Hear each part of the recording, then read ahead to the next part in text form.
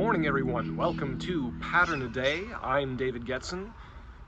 Those up there out of frame are some very active, very beautiful green parrots this morning. Maybe I'll pop a little picture up so you'll be hearing those guys and girls chattering probably this morning. And now we get into what I think is some of the real meat and potatoes of pattern language. One of the first one that swings for the fences. This is one of the most famous lines of text in all of pattern language. What's the problem they're solving today?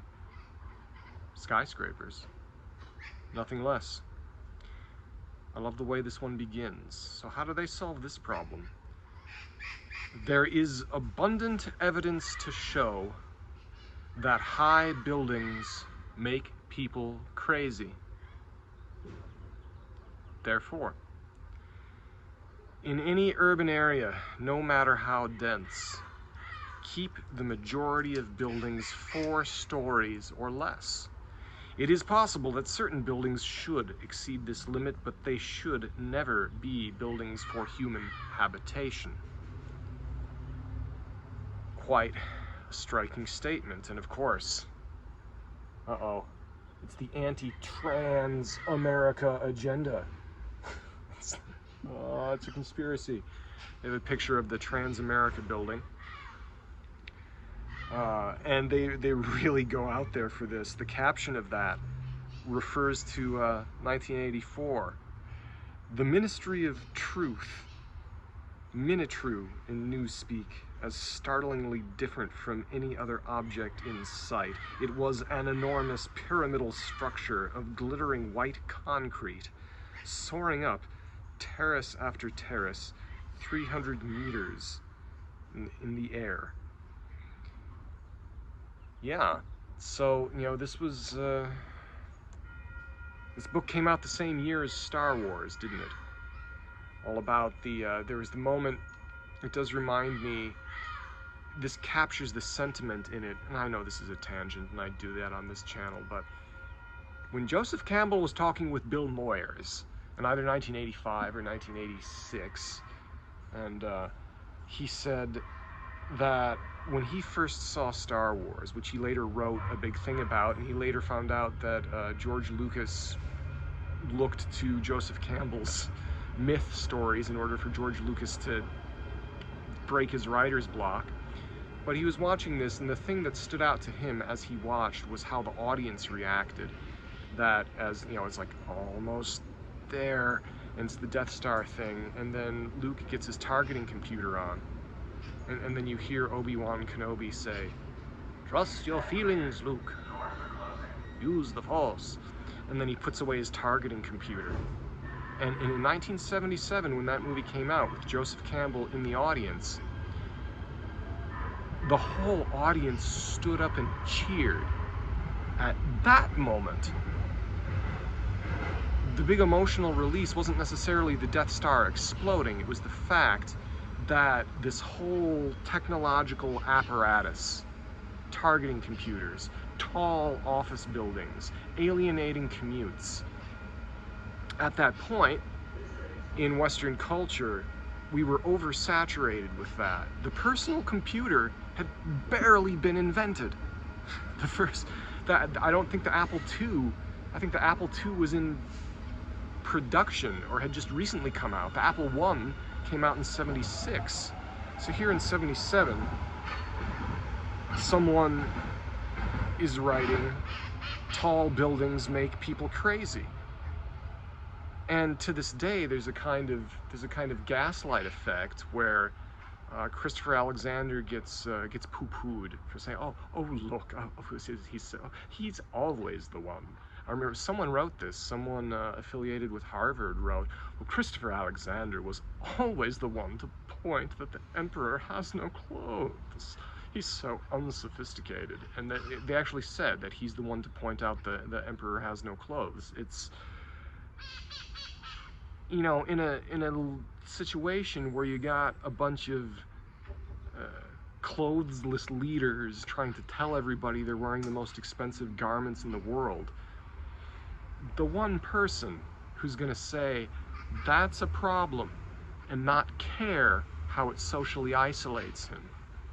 And it did socially and professionally isolate him to take this attitude of being critical of very real problems in the world. I think we're getting past it.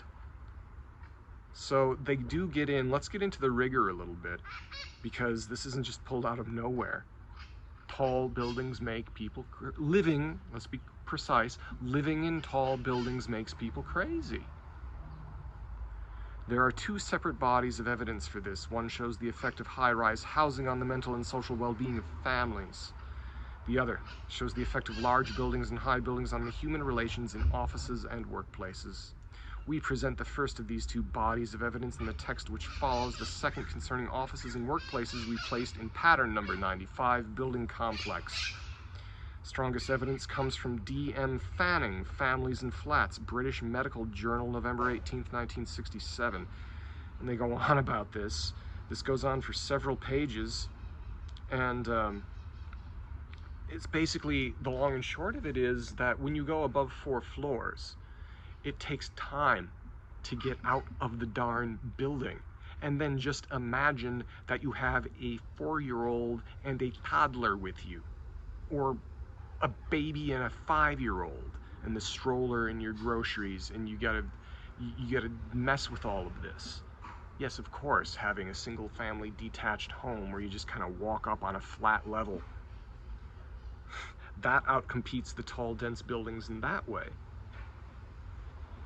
The idea of being able to chat with your neighbors completely disappears if you live in something that's tall like that. Of course, it's theoretically possible. Oh yes, reserve a conference room. Have a mimosa brunch by yourself inside in the grand building conference room. Go to the sad little weak nonsense gym that they have on the ground floor and hang out with your guys. It doesn't work as well.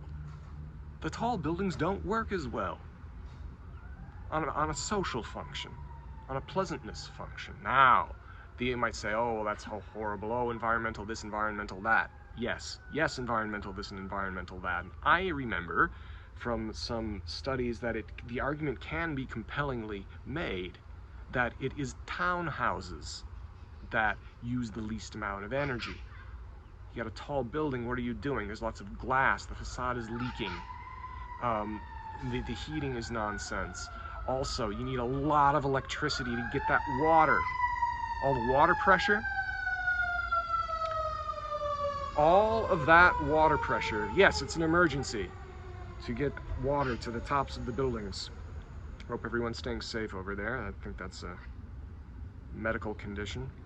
So you get it takes a lot of electricity to get the water pushed all the way and with good water pressure to the tops of buildings, and that sucks up a lot of energy. The physical plants of these buildings suck up so much energy. And then the concrete that goes into them. The carbon footprint of the construction itself. As you make the building taller, you need more concrete and steel and all of the mines and all the smelting and everything that goes into that. You get optimal density from the environment where you get, ding, ding, ding, pretty close to the 4-story limit. Something like townhomes, something like 2 up, 2 down flats maybe.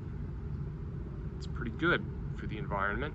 It also ends up being pretty darn pleasant to create a neighborhood where people walk around, people do chat with their neighbors. And you don't need all one thing or the other either. There are too many people who are scared of, there's so many people who are scared. Now these types who hate the 15-minute cities, says, I'm not scared of that. Sure, they'd say that. They are scared. If they weren't scared of their way of life being encroached upon, which is what they're scared about, and rightly so, because people's ways of lives are being blitzed over by a combination of technology and government bureaucracy, as well as kind of, mafiosic nepotism. It's also blitzing people's ways of life. So, and all of this coming up from just how tall you want your buildings. Simple question. How tall you want your buildings? Oh, complex answer. So yes, this one always touches a nerve with people. I hope that it's touched a nerve with you. It touched a nerve with the parrots, who are probably telling me that 10 minutes is long enough for one of these videos. It's not like this is one of my lectures on the nature of order, or like one of my lectures on the history of Rome. Stay tuned for that. So yes, I hope you've enjoyed this. Be sure to like, share, and subscribe below. Let's see what we have coming up tomorrow. Tomorrow, stay tuned for pattern 22, 9% parking, next time on Living Process. Thank you for listening.